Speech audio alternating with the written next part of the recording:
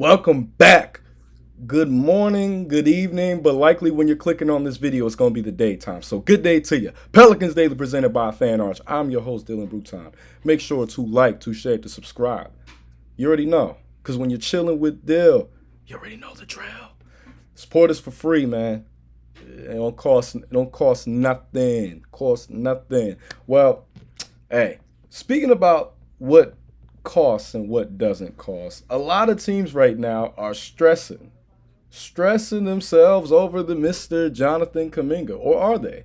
Or are they? Is the market actually saying something different? So, the 24-year-old who was the seventh overall pick back in 2021 by the Golden State Warriors has shown tremendous value in the moments where he's really been given a chance to shine. He's averaged over 15 and 16 a game. He averaged 21 a game in the series versus the Minnesota Timberwolves after Steph went down.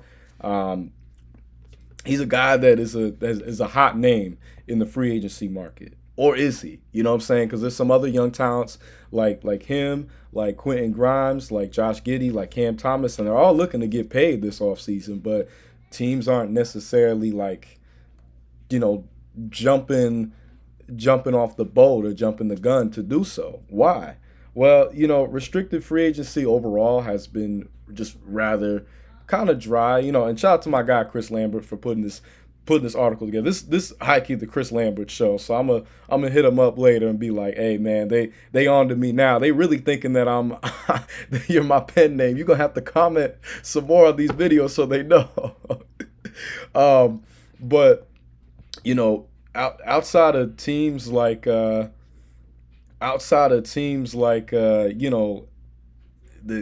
Kings and outside of teams like the Kings, really, there's not really been much motion going on in free agency. Free agency is a little slower sometimes than the trade market. The Suns as well. Obviously, like trade wise, there's been some big moves, but like just free agency wise, it's been a little slow, been a little bit lackadaisical, one could say. And the fact that the biggest signing right now in free agency has probably been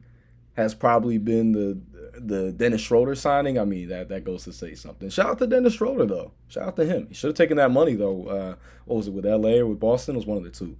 But with Kuminga, I think he still has a lot of value. You know what I'm saying? Anytime you got a young wing like that who can score, who can defend, who can create his own shot, who can space the floor. He doesn't offer much as a playmaker, distributor, but he's talented. Needless to say, very talented. But we already got young wings. You know what I'm saying? We got Trey Murphy the third. We got Herb Jones, and they both do the things that Jonathan Kuminga specializes in better, right? With Trey Murphy, it's on the offensive end. Trey Murphy's a better offensive go-to scorer. And with Herb, defensively, you know what I'm saying? Goes without saying.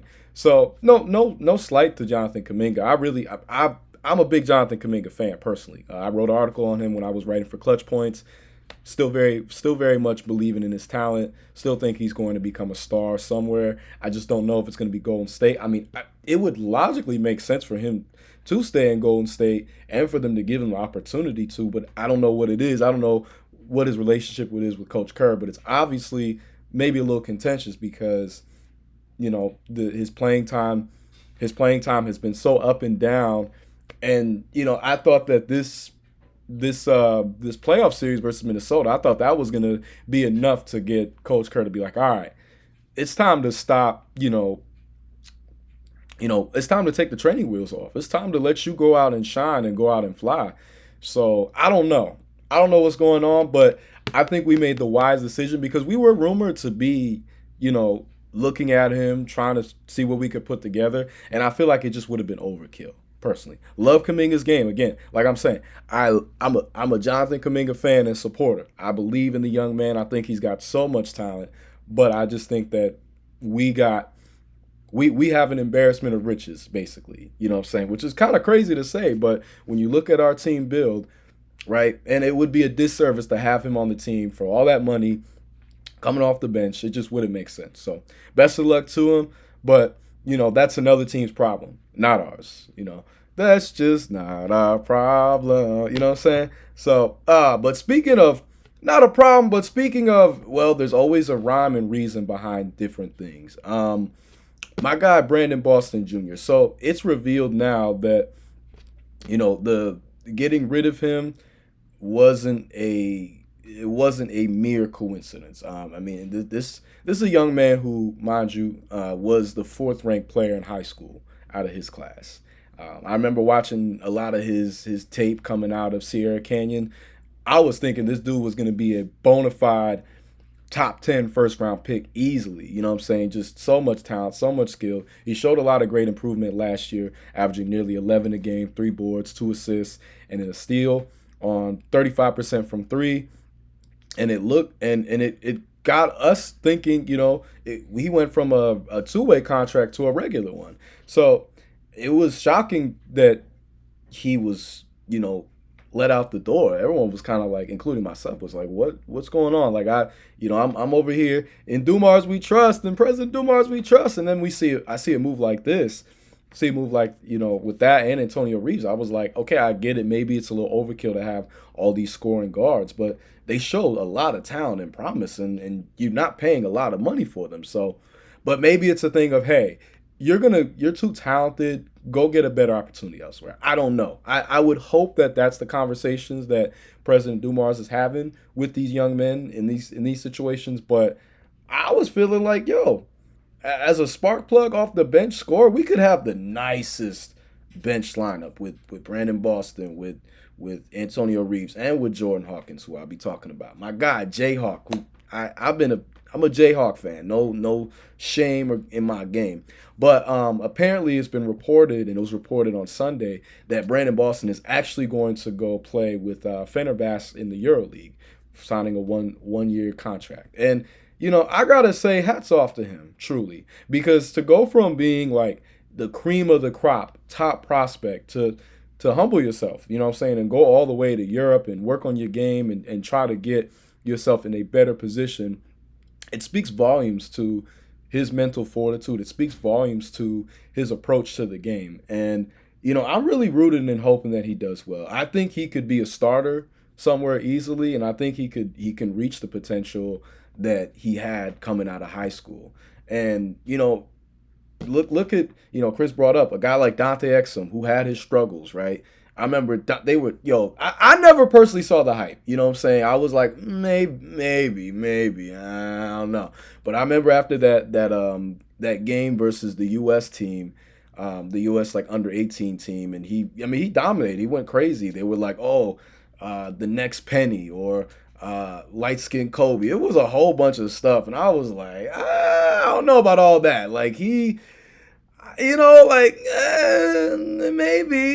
that's pushing it. And he had his struggles in Utah. He wasn't able to become that player that they drafted him to be, but he was able to, bounce back, get a resurgence, come back, and now he's a great shooter. He's a great defender. He's still a great distributor off the bench. And, I think a player like him, if he can do that, and I still think that there's like a lot more that Brandon Boston has shown in his time in the league. So I think Brandon Boston will be in a position where he comes back to the States, he could get a starting role somewhere easily. Because Dante Exum is a backup, and he's doing a phenomenal job in Dallas. I'm really happy for him. But I think this was a good move for Brandon Boston, and I think it was a good move for us just because it'll be a good move for us because we do have a lot of guard talent. We have to figure out, okay, how do we fit all the pieces together? How do we make everything succinct and work together? How do we make sure there's not a lot of overlap? Because you don't want to have too many chefs and not enough cooks. One of the greatest analogies that one could use, but it speaks volumes when you have a talented team with a lot of scoring. Because, scoring is great, but what else do you provide? You know what I'm saying? And not saying that Brandon Boston doesn't have other skills. I mean, he averaged 3 boards and 2 assists, a steal. I mean, he's got a lot of versatility. But perhaps Joe felt like you need some more development, and you're not going to be able to fully blossom here. So we'll let you go. You do your thing, figure it out, and best of luck to you. Like I hope that's a combo. I think Brandon Boston Jr. deserved that type of respect in that combo. So rooting for him, but it makes more sense now. There's clarity. There's more more context, and that always helps. Always helps. Ah, man. See, this one I gotta talk to Chris about. Like, come on, man. Why we gotta put this out there in the air? Come on, man. Come on, dog. But my guy Jordan Hawkins. So there is multiple people in this organization who are on thin ice. One could say Coach Green. One could say Jose, right? Because of his size and how where he fits into our point guard rotation. People throw Zion into there because of his health and because of, is his focus on ball? Like, these are questions that people are asking before the season starts. Chris didn't mention him, but maybe someone's going to throw Derek Queen up into there just because of the trade and what we had to do to get the acquisition.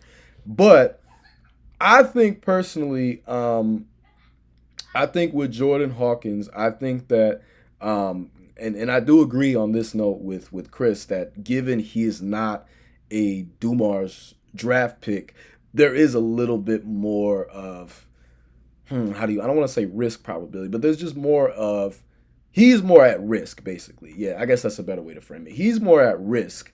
And as a player, right, he's a very streaky player. You know what I'm saying? He's either hot, going crazy from three, mid-range, doing his best Rip Hamilton and Ray Allen rendition, which is why I say his potential still is incredibly high. Or he's kind of cold and he doesn't really offer much as a distributor, as distributor playmaker defensively. So it's you don't want to have too many one-dimensional guys on the team who can just score. It's great to have bucket getters. I'm a guy who grew up in the bucket getting NBA, so I love those type of players. But what else? You gotta be able to do something else. So I'm really hoping that Jayhawk has a great year. Whether he's he's like first guy off the bench or he's like the third or fourth. I really want him to have a big year because I feel like he's a player that fits perfectly into the culture. He's a player that has already shown promise, and it could turn into more. You know what I'm saying? We have a good situation where we kind of don't fully know who is going to be which building block. We know with Zion. But with Jayhawk, we don't know. And I feel like I disagree with Chris saying that Jayhawk doesn't have star potential. I disagree with that. What the young man accomplished at UConn and how he came in his rookie year, that showed me enough that he has it. He has the it. It's one of those things that you can't really put a label on, but when you see it and know it, it's there. So I'm a firm believer that he just needs the right opportunity. And it might not be with us. I would hate for it not to be with us, but it might not. But I think we could still make it work. I very well think we can make it work. And if we can't make it work, then it's unfortunate. But we'll see how this all plays out. We'll see how this all goes. But I really think that there is a lot to look forward to with Jayhawk. And if he goes and shows this year, he shoots well. He's able to show a skill set aside from just scoring. He's going to be fine. He's going to be good to go. So, we'll see. And last but least, I know I normally do comment section stuff, but I wanted to talk about a topic that, again, like I said, I mention Chris a lot because he be in his bag. He be doing his thing. But I also can call out things I disagree. So it ain't no fanboy stuff. It's a respect. That's my guy. And this is me, Dylan Bruton. I don't write for Pelican Debrief. But they do a great job, whether it's him, whether it's Andy Quake, any of those guys on there. They do a great job of getting Pelicans news daily. You know what I'm saying? They're on it like me.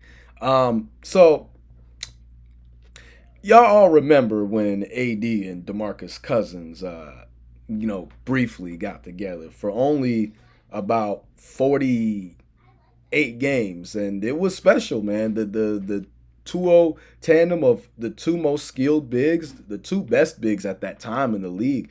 I was so excited, man. I was in my freshman dorm whooping people with the Pelicans. Oh, yeah.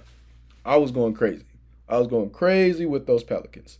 And I really wish that if it wasn't for injuries, because Boogie had that awful Achilles injury that, he was never the same after that. And then we all know AD is love AD, but he's been in and out the infirmary, the hospital room, the ICU, you name it, whatever, a lot. But with a duo like that, right, they were so skilled, both able to put up 30 and 20, 2+ blocks, space the floor, dominate on the inside. There's a lot to look forward to with a duo like that. Seriously, right? So I want to pose a question that I can't necessarily this is my own thing, but it's in reference to of like looking at teams like the Cavs with Evan Mobley and Jarrett Allen, the Thunder with Chet Holmgren and Isaiah Hartenstein, who just won a title, with the Pacers even not included, but I know Miles Turner isn't there anymore, but they had Miles Turner with Pascal Siakam. You know what I'm saying? So having two bigs is not as foreign of a or you could the Knicks, right? We could go with Carl, Mitchell Robinson and Carl Anthony Towns. So I want to pose a question. Do y'all think we can recreate that? Okay, obviously AD and Boogie skill play style wise are very different than what we have on our roster. But do y'all think that with Eve and Derek Queen we could do that? Now, I know they had their struggles when they were paired together in the Summer League, and it did not necessarily go as envisioned fully. But there was flashes. I know that Derek Queen is a little bit more comfortable playing the 5, but I want him to get comfortable playing the 4, man. Like, if he can get comfortable in the 4, like, think we've talked about his ceiling, right? Guys like Alperen Sengun, Nikola Jokic. I've mentioned Arvydas Sabonis. I've mentioned Marc Gasol. I've mentioned Bill Walton. I've mentioned Zach Randolph. I've mentioned a lot of great players that Derek Queen has the potential to be like. Another guy I want to name, now this is more of a floor comparison, but in sense of what play style. Or, another name, Rasheed Wallace. That's another name. But Boris Diaw, right? I feel like in a hyperized Boris Diaw role, like if Phoenix decided, yo, Boris, we want to make you the centerpiece, right? I think that's what we could do in New Orleans, right? And then Eve, I don't know if Eve's ever going to get to that point where he's a go-to type of scorer, but his offense is going to be a lot more consistent. Make no mistake. He's shown a lot of improvement, shown a lot of strides. I mean, this summer league, I know he didn't shoot the greatest, but the aggressiveness, the hunting for the ball, I loved seeing that. He's got to work on his finishing ability, yes, but that will come. That's not something that can't be worked on, can't be fine-tuned. But I would love for us to have a Twin Tower duo. I think about, Duncan and Robinson. I think about Hakeem and Ralph Sampson. Going back. Why can't we do something like that in New Orleans with Eve and Derek Queen? Why can't we? I think they both have a lot of talent. They both, like, Eve is the better defender, Derek is the better offensive player. But I feel like they both can mesh and they can kind of fit different pieces where others don't. You know what I'm saying? I just think it's something that we should take into consideration because we've got a very talented backcourt. We've got some great wings, but the bigs, man, the bigs are, boom. They're going to be the ones who are going to set the pace, the tempo, and the physicality down low. And both of them are very skilled, but very physical as well. So it's not like you're losing out on a valuable skill set that you want a big to have, right? It's not like they're just all finesse. No. Both of these brothers can play physical, old school type of ball. They both can play with their back to the basket, play in the post. With Derek Queen, we know he can space the floor. We know he can handle the ball. With Eve, he's taking guys off the dribble way more than he did last year. He's got the ups. So, hey, just food for thought, just something to think about, maybe something to salivate over. I like that potential combination. Obviously, we have to figure out, okay, who do you put at small forward, 2, and point? Because, I don't know, right? Those things have to be worked out and mechanized. But I really like the potential prospect of having our 2 most prominent bigs paired with one another. I think they could do something special. So, hey, something to look into, something to be excited and inspired by. We'll see. We'll see. But that's going to be it for this episode. I appreciate all the love and support. Keep the numbers going up. Let's keep rising to the top. Word to Kenny Burke. And y'all continue to go after it. Go after it with the rigor, with the zeal. Know that, hey, you ultimately decide your fate. You ultimately decide your future. So go out there, go get it. You know what I'm saying? Have that attitude, that drive, that Mamba mentality. That's what we after. That's what we going for. You know, RIP to Kobe. But make sure to like, to share, subscribe. You know, send this channel to any of your friends who are obsessed with the Pelicans. This is the place to be. And stay tuned for more. I'll be back with another episode. I'll be back with another episode tomorrow. Y'all stay blessed. Have a blessed one. Yeah.